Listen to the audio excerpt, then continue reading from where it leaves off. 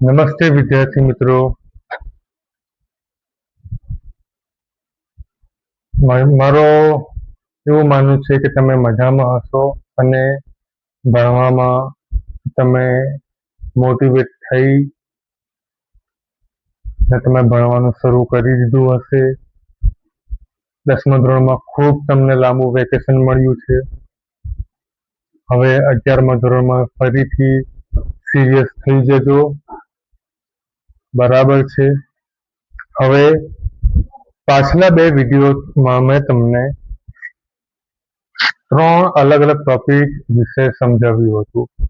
હવે એ આપણો એક ચોથો પોઈન્ટ પણ આવ્યો છે. તેનું નામ શું છે?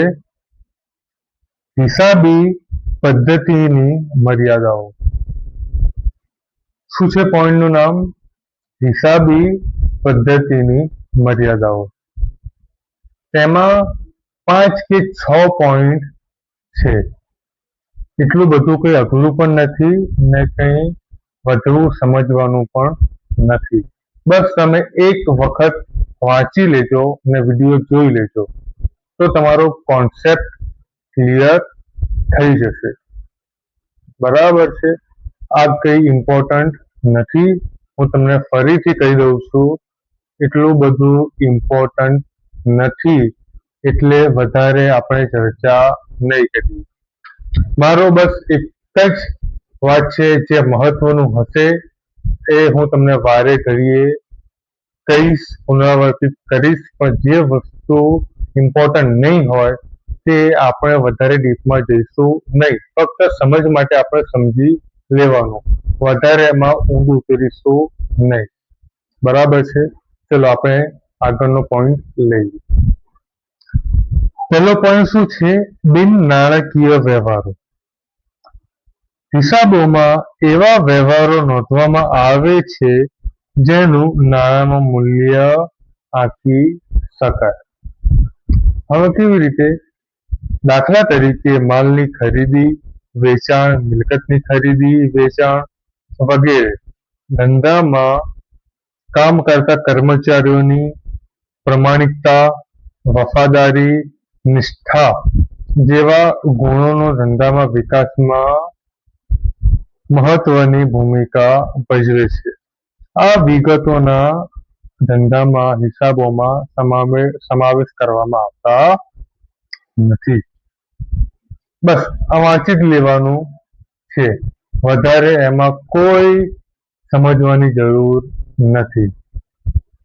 મેં સરળ ભાષામાં લખ્યું છે, જે તમને મારી લેફ્ટ સાઈડે તમને જોવા મળશે ફોટો સંગાથ, કે જે તમને લખવામાં, સમજવામાં અને વાંચવામાં તકલીફ ના પડે. બીજો પોઈન્ટ હવે આગળ લઈએ. નાણાંનું સ્થિર મૂલ્ય. હિસાબી પદ્ધતિની ધોરણો છે કે નાણાંનું મૂલ્ય સ્થિર છે.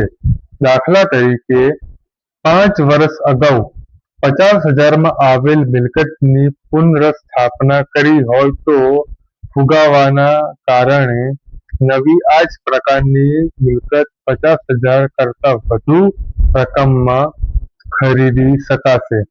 હિસાબી પદ્ધતિ ધારણા કરે છે કે નાણાંનું મૂલ્ય સ્થિર રહે છે. વ્યવહારમાં આ શક્ય નથી.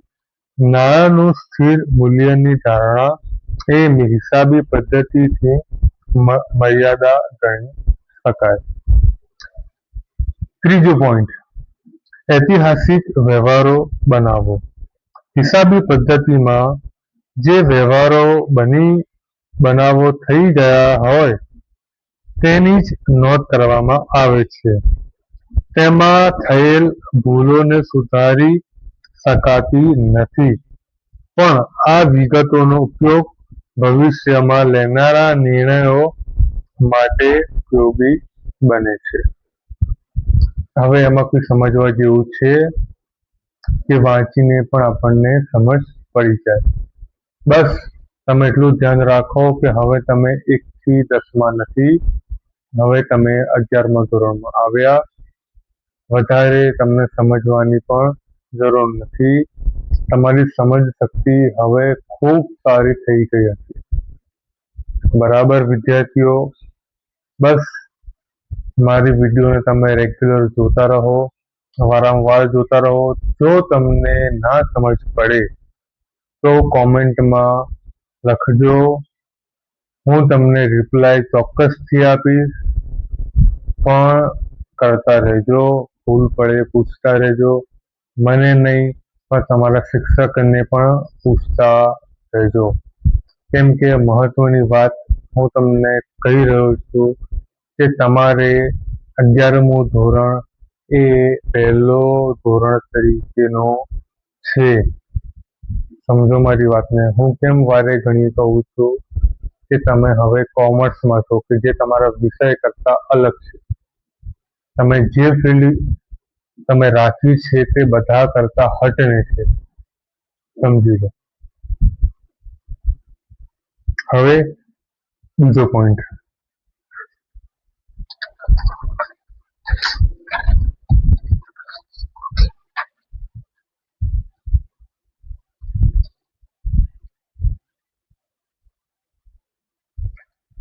શું છે બીજો પોઈન્ટ? બજાર કિંમતની અવગણના. ધંધાની મિલકતોની કિંમતમાં અવારનવાર ફેરફાર થતા રહે છે. તેમની બજાર કિંમત બદલાતી રહે છે. હિસાબી પદ્ધતિમાં બજાર કિંમતની અવગણના કરીને ફક્ત ખરેખર પડતર આધારિત નોંધ જ કરવામાં આવે છે. આપણો ચોથો પોઈન્ટ પણ પૂરો થયો.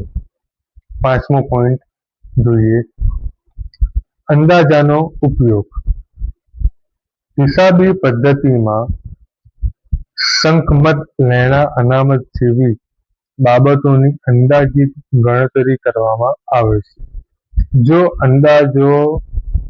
અંદાજામાં ભૂલ હોય તો તે ભૂલ હિસાબોમાં જોવા મળે છે. જો કે આ પ્રકારની અંદાજ ભૂતકાળના અનુભવોના આધારે અને તાર્કિક રીતે કરવામાં આવે છે, તેથી ભૂલનો અવકાશ ઓછો રહે છે.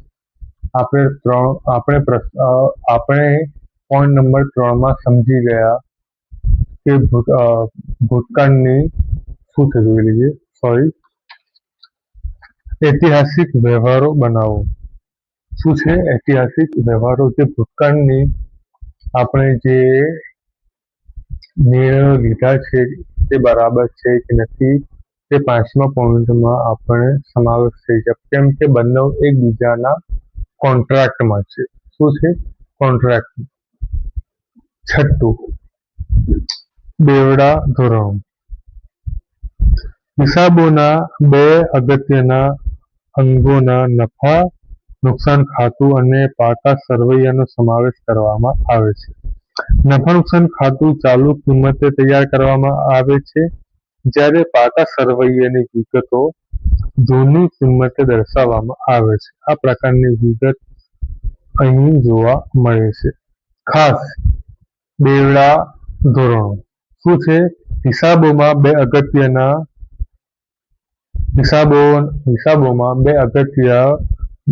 મુદ્દા છે. એક નફા નુકસાન ખાતું અને બીજું પાકું સરવૈયું. બરાબર. કયા હિસાબોમાં કયા બે મહત્વના ખાતાઓ છે? એક નફા નુકસાન ખાતું, બીજું પાકું સરવૈયું. ઇંગ્લિશમાં કહેવાય profit and loss account, and ઇંગ્લિશમાં કહેવાય બેલેન્સ શીટ. બરાબર. નફા નુકસાન ખાતું ચાલુ કિંમતે તૈયાર કરવામાં આવે છે. હવે એક વાક્યના પ્રશ્નમાં કે MCQમાં પૂછાય, નફા નુકસાન ખાતું શેના આધારે તૈયાર કરવામાં આવે?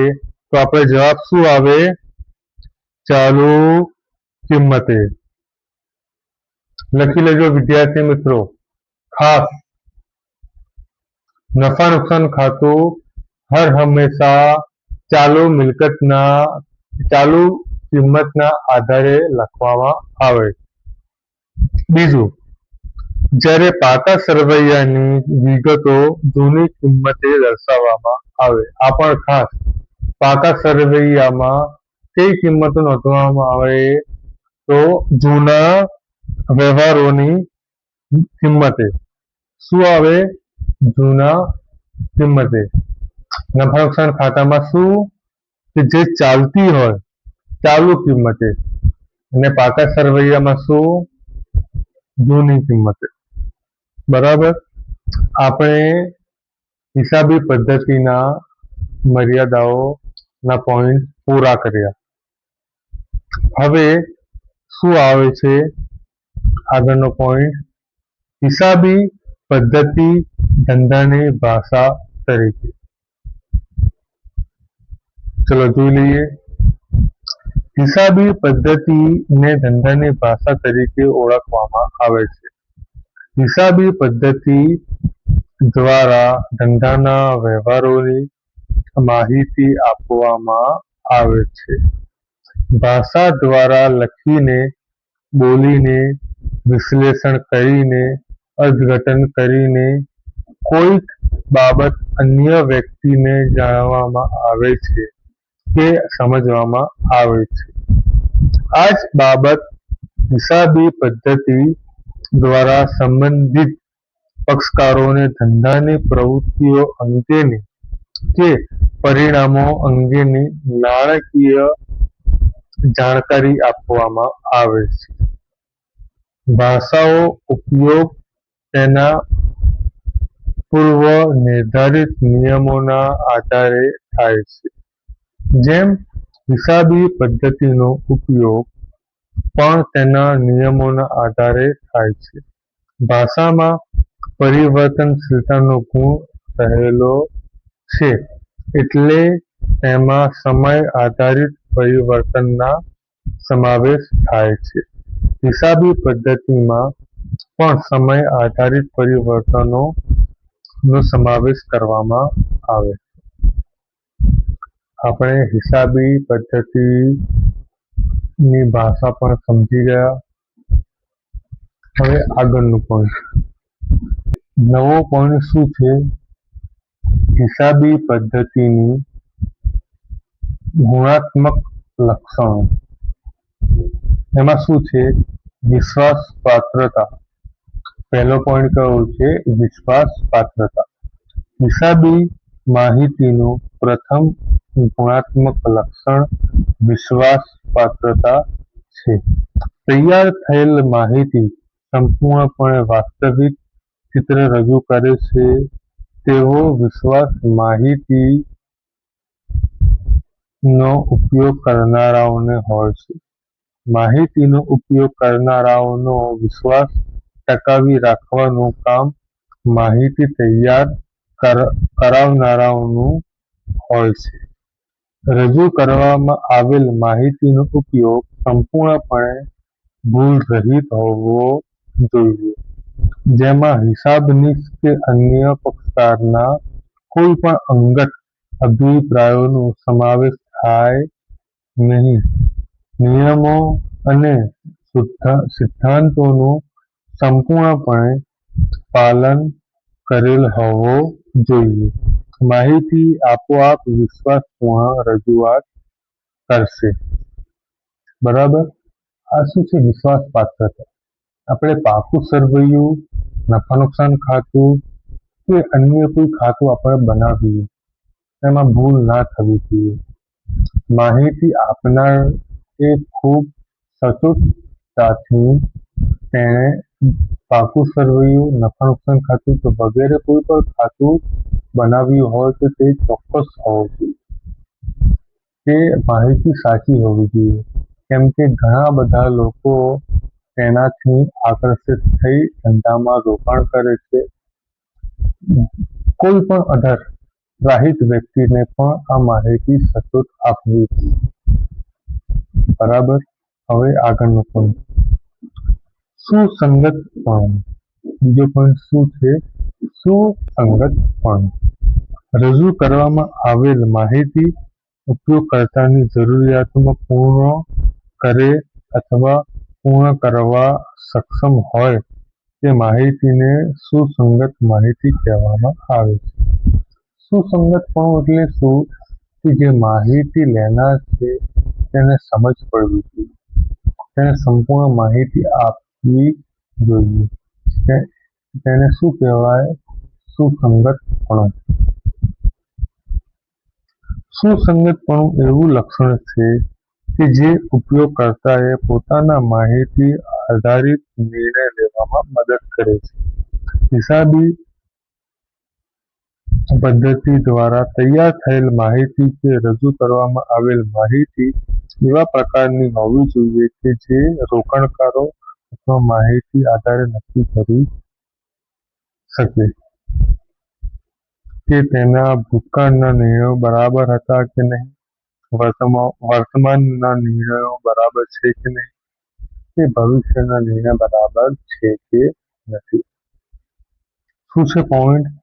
કે જે માહિતી આપનાર છે તે માહિતી સચોટ આપે છે અને જે માહિતી લે છે તે તેના દ્વારા શું નક્કી કરે છે માહિતીના આધારે કે જેમાં ભવિષ્યમાં હું નિર્ણય લઈશ તે બરાબર છે કે નહીં, કે જે હું ભૂતકાળમાં મેં નિર્ણય લીધો હતો તે બરાબર લીધો હતો કે નથી, કે જે હું હવે ભવિષ્યમાં નિર્ણય લઈશ રોકાણ કરવાનો કે મારા શેર વેચવાનો કે શેરમાં રોકાણ કરવાનું તે બરાબર છે કે નહીં તે માટેનો હોવો જોઈએ, એટલે કે સચોટ હોવો જોઈએ. વિદ્યાર્થી મિત્રો, તમે બિલકુલ ધ્યાનથી તમારું મગજ ખુલ્લું મૂકીને બિલકુલ ડિસ્ટર્બ થયા વગર તમે સમજો. હું જાણું છું કે તમે થિયરીથી કંટાળ્યા છો, પણ બેટા આપણે થિયરી ભણવી પડે. સમજ્યા મારી વાતને?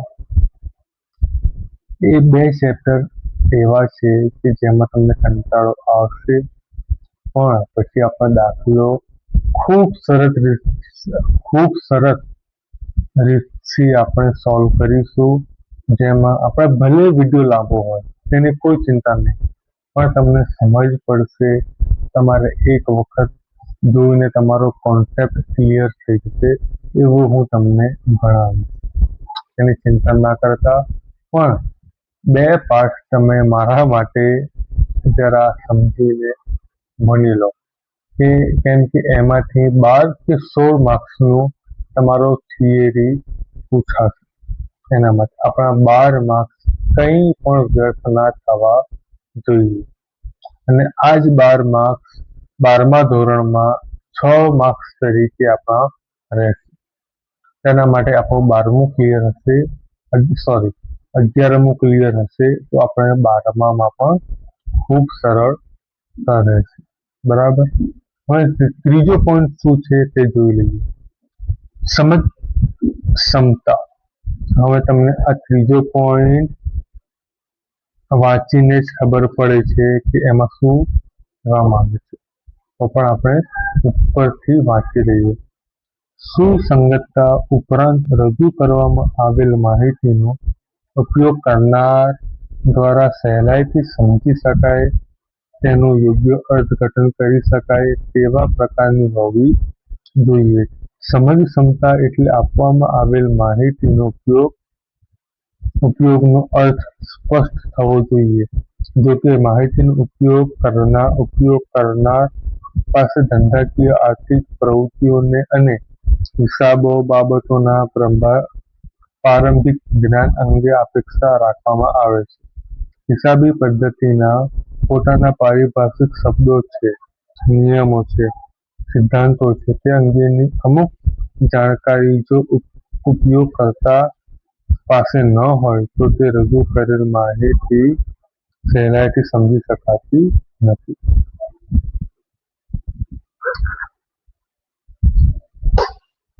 હવે આપણે આગળનો પોઈન્ટ જોઈએ કે જે શું છે.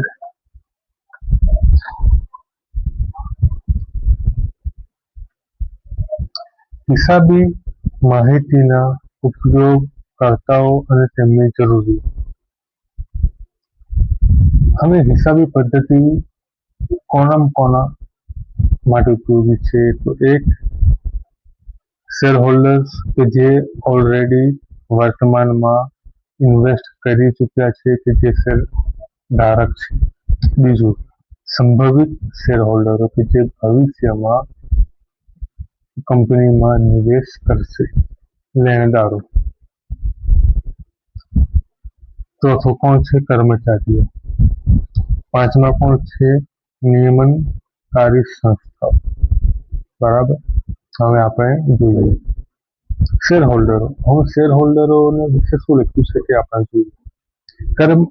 કાયદાકીય જોગવાઈઓના આધારે કંપનીના સંચાલકોએ નિર્ધારિત સમય મર્યાદાઓ તમામ શેર હોલ્ડરોને કંપનીના હિસાબોના પ્રમાણિત નકલ મોકલવાની હોય છે. આ હિસાબોની નકલ મેળવવી શેર હોલ્ડરોનો અધિકાર છે અને કંપનીની ફરજ છે. શેર હોલ્ડર પ્રકાશિત થયેલ તમામ નાણાકીય અને બિન નાણાકીય વિગતોનું વિશ્લેષણ કરીને પોતાના કંપનીમાં રોકાણ અંગેના નિર્ણયોની સમીક્ષા કરે છે. કંપનીના વિકાસ અંગે જાણકારી પ્રાપ્ત કરે છે. કંપનીના ભવિષ્ય અંગેનો અંદાજ પણ નક્કી કરે છે. આ બાબતના આધારે તેઓ નક્કી કરે છે કે કંપનીના શેરમાં રોકાણ રાખવું જોઈએ કે નહીં. પર્યાવરણની રક્ષા હેતુસર હવે કંપની કરે છે કે નહીં. કંપનીઓએ ઈ-મેલ દ્વારા પણ હિસાબો મોકલવાની શરૂઆત કરી છે. બીજો પોઈન્ટ શું છે? સંભવિત શેર હોલ્ડરો. આ એવા પ્રકારના રોકાણકારોનો વર્ગ છે કે જેઓ પોતે કંપનીના શેર ખરીદવાની ઈચ્છા ધરાવતા હોય છે. કંપનીના શેરમાં રોકાણ કર્યા પછી તેમાંથી અપેક્ષિત વળતર મળે છે કે કેમ તે અંગે જાણકારી મેળવવાની હેતુસર આ વર્ગ દ્વારા કંપનીના હિસાબી માહિતીનો ઉપયોગ કરવામાં આવે છે. લેણદારો. ત્રીજો પોઈન્ટ શું છે? લેણદારો. લેણદારોમાં ટૂંકા ગાળાના લેણદારો કે જેઓ ધંધાકીય એકમને ઉધાર માલની સગવડ પૂરી પાડે છે તેનો સમાવેશ કરી શકાય. આ ઉપરાંત લાંબા ગાળાના લેણદારોમાં ધિરાણ કરનાર સંસ્થાઓ કે કંપનીના ડિબેન્ચર હોલ્ડરોનો સમાવેશ કરવામાં આવે છે. આ બંને પક્ષકારોએ ધંધાકીય એકમ પાસેથી ભવિષ્યમાં પોતાના લેણાં મેળવવાની હોય છે. આ પક્ષકારો દ્વારા ધંધાની કમાણીની સ્થિતિ તેમજ આર્થિક સ્થિતિ અંગેની વર્તમાન અને ભવિષ્ય અંગેની જાણકારી મેળવવા માટે આ પ્રકાશિત હિસાબોનો ઉપયોગ કરવામાં આવે છે. ચોથો પોઈન્ટ શું છે? કર્મચારીઓ. ધંધાકીય એકમમાં કર્મચારીઓ હિસાબો પરથી પોતાના પગાર, વધારા, બોનસ અને નોકરીની સુરક્ષા અંગેની સ્થિતિનો ખ્યાલ રાખે છે. સામાન્ય રીતે કર્મચારીઓ માટે હિસાબોમાં અગત્યનું અંગ ધંધાનો નફો હોય છે. પાંચમું, નિયમનકારી સંસ્થાઓ. કંપની ધંધા સ્વરૂપમાં સરકાર અને સરકાર દ્વારા નિયમિત નિયમનકારી સંસ્થાઓ અંકુશ રાખતી હોય છે જેથી કરીને કંપનીના કોઈ પણ પગલાંના કારણે સામાન્ય પ્રજાને આર્થિક નુકસાન ન થાય. આ હેતુસર સેબી એટલે શું? Security exchange board of India (IRDA), insurance regulatory development authority of ઇન્ડિયાની સ્થાપના કરવામાં આવી. હવે પાંચમો પોઈન્ટ શું છે તે પણ જોઈશું. વ્યવસાયિક સંસ્થાઓ. હિસાબો તૈયાર કરનારાઓને વ્યવસાયી તરીકે ઓળખવામાં આવે છે. હિસાબી પદ્ધતિ એક વ્યવહાર છે. આ વ્યવસાયના યોગ્ય સંચાલન માટે દરેક દેશમાં વ્યવસાયિક સંસ્થાઓ હોય છે. હિસાબી પદ્ધતિ માટે આપણા દેશમાં 1947થી the institute of chartered accountant of India કાર્યરત છે. આ સંસ્થા દ્વારા હિસાબોના સંદર્ભમાં માર્ગદર્શિકાઓ તેમજ હિસાબી ધોરણો તૈયાર કરવામાં આવતા હોય છે. તેથી તૈયાર થયેલ હિસાબોમાં એકસૂત્રતા અને સમાનતા રહે. ઉપરાંત institute of chartered secretary of India અને the institute of chartered accountant of India પણ હિસાબો અંગે જરૂરી સૂચના કરે છે. આપણા 6 પોઈન્ટ પૂર્ણ થયા.